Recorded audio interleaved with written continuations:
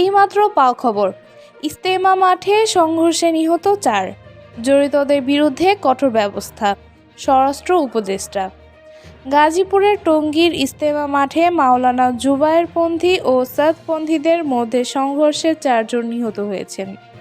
স্বরাষ্ট্র উপদেষ্টা lieutenant general of Jahangir Alam Chowdhury জানান, এ হত্যাকাণ্ডে জড়িতদের ছাড় দেওয়ার কোনো সুযোগ নেই।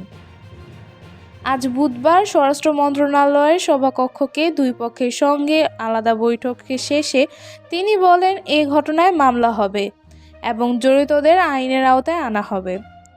পুলিশ ও হাসপাতাল সূত্র জানায়, সংঘর্ষের এখন পর্যন্ত ৩ জনের মৃত্যুর খবর নিশ্চিত করা হলেও বাংলাদেশ খেলাফত মজলিসের মহাসচিব দাবি করেছেন ৪ জন নিহত হয়েছেন।